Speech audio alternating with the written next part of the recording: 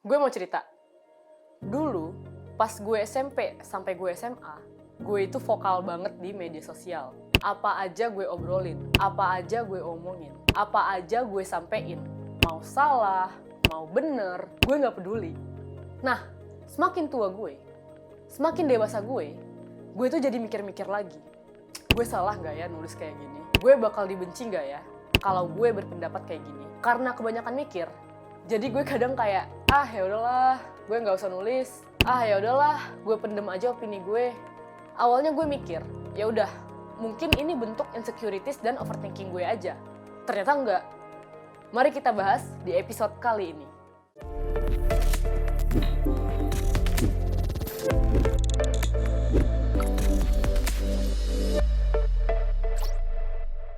Beberapa waktu yang lalu, gue ngecek survei pemilih muda CSIS.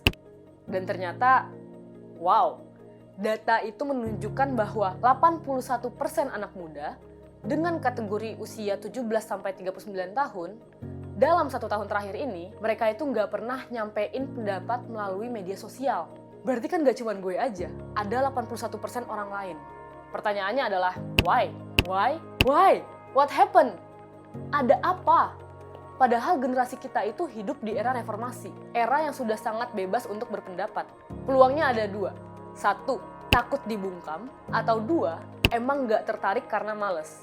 Males dibungkam, males didebatin, dan paling parahnya, males di-cancel. Yes, cancel culture. Fenomena cancel culture ini merajalela banget sekarang. Dan menurut gue, itu salah satu alasan yang membuat mereka itu males banget untuk berpendapat di media sosial.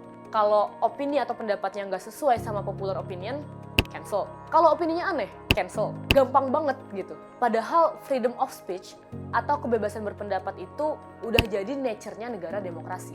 Zaman gue SMP, konsep cancel culture itu belum merajalela kayak sekarang. Makanya gue itu bisa bebas berpendapat. Gue nggak takut dibully. Gue bisa manfaatin yang namanya hidup di negara demokrasi. Sekarang, beda pendapat sedikit, so edgy lo sih. Atau pendapat kita udah beda sama pendapat yang dulu. Nanti konten yang dulu dinaikin, bilangnya, nih kan sih lo, jilat ludah sendiri lo. Jangan harap saya menyatakan bersedia, apalagi menjadi poros ketiga, tidak mungkin. Lama-lama ini buat gue mikir, ngejilat ludah sendiri itu gak apa-apa kok. Itu kan means that kita udah berkembang, lo bayangin. Kalau pemikiran lo masih sama aja, kayak pas lo SMP, ya berarti lo gak berkembang dong. Terus gue juga mikir, fenomena cancel culture ini pada akhirnya ngebuat kita menjadi generasi yang lebih fokus pada diksi daripada substansi. Misal, seperti kasusnya diksi ART dan pembantu. Dulu kita sebut ART itu pembantu. Nyebut pembantu ya karena mereka membantu pekerjaan kita, bukan karena kita mau merendahkan mereka. Sekarang, apa? Kalau lo sebut mbak dengan kata pembantu, pasti ada aja yang komen, kasar banget sih lo, pembantu itu kan manusia juga. Sebutlah dengan sebutan yang pantas, yaitu ART. Padahal permasalahan ART itu bukan dari diksi apa dia disebut, tapi dari bagaimana kita membantu mensejahterakan mereka. Gue yakin kok, kalau nih gue pulang, gue minta mbak gue milih, mbak mending dipanggil pembantu tapi naik gaji, atau ART tapi gajinya tetap, pasti dia lebih milih untuk dipanggil pembantu. Ya, walaupun gue sebut mbak, gue tetap mbak, bukan ART, bukan pembantu juga. Tapi ya ginilah, salah satu contoh yang menggambarkan bagaimana kita hidup di era diksi itu lebih penting. Selain itu, ada juga contoh kayak kemarin yang baru hits di kalangan para komika dan pecinta politik. Kasusnya Hillary Brigita Lasut yang melaporin Mamat Alkatiri karena pencemaran nama baik. Padahal konteksnya, Mamat itu lagi berkomedi.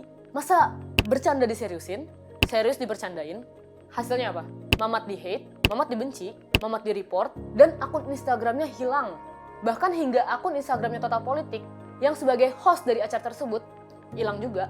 Padahal Hillary merupakan anak muda yang progresif, pejabat muda yang anti-bullying. Namun kadang, orang-orang progresif anti-bullying ini kadang malah mereka yang ngebully.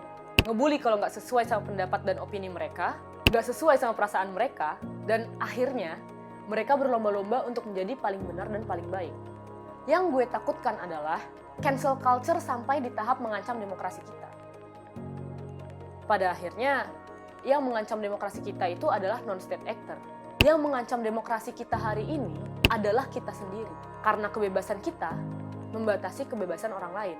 Menurut gue, udahlah, gak perlu jatuhin orang lain, gak perlu ngerugiin orang lain, hanya karena berbeda pendapat dengan lo.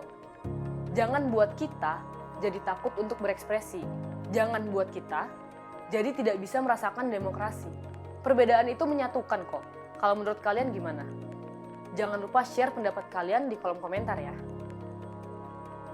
Cheers!